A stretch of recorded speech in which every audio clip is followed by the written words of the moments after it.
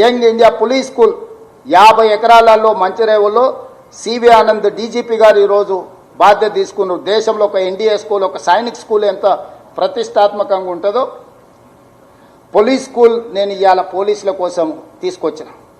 ఇవాళ వదిలేసిన హాస్పిటల్స్ ఉన్నాయి. ఎర్రగడ్డ కావచ్చు, అల్వాల్ కావచ్చు, ఎల్బీ నగర్ కావచ్చు, వరంగల్ కావచ్చు, వేగంగా పూర్తి చేస్తున్నారు. రేపు మా 6 నెలల్లో జూన్ 2, 2026 లోపల వాటి అన్నిటిని పూర్తి చేస్తాం. 100 సంవత్సరాల తర్వాత కొత్త ఉస్మానియా హాస్పిటల్ నిర్మించుకోవడానికి ఈరోజు మనం పనులు పెట్టుకున్నాం. హైకోర్టును మనం పనులు ప్రారంభించుకున్నాం.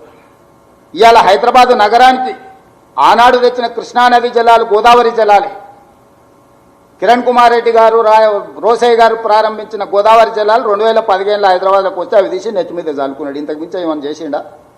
దానికి నెత్తి మీద చల్లుకోవడం కూడా గొప్ప విద్య కింద మాట్లాడతాడు ఆయన. ఈ 10 ఏళ్లల్లా నగరానికి అదనంగా ఒక్క చుక్క నీరు తేవడానికైనా ప్రయత్నం చేసిండా?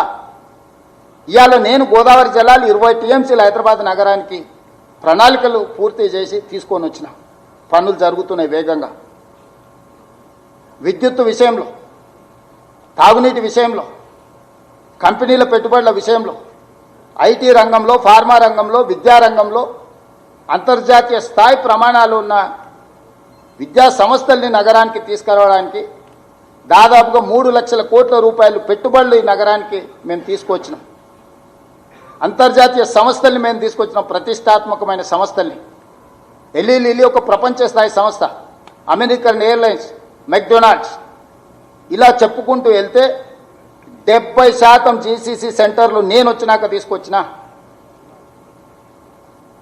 డేటా సెంటర్స్ ఈరోజు ప్రపంచంతోనే పోటీ పడేటందుకు ఈరోజు మనం చేస్తున్నాం. అహ్మదాబాద్ సబర్మతి రివర్ ఫ్రంట్ కట్టుకోవచ్చు, గుజరాత్, ఉత్తరప్రదేశ్ గంగా నది రివర్ ఫ్రంట్ కట్టుకోవచ్చు, ఢిల్లీ యమునా నది రివర్ ఫ్రంట్ కట్టుకోవచ్చు. అది అద్భుతమని ప్రపంచమంతా ప్రచారం చేసుకుంటారు మోడీ, ఆయన తాబేదారు. హైదరాబాద్ నగరంలో మూసి రివర్ డెవలప్మెంట్ ఫ్రంట్ కట్టుకుందాం అంటే మేము అడ్డం పడుకుంటాం, మేము పోయి అడ్డుకుంటామని ఈరోజు కిషన్ రెడ్డి వీళ్ళు మన వరదలు వచ్చినప్పుడు ఎందుకో పోయి పండుకోలేదు.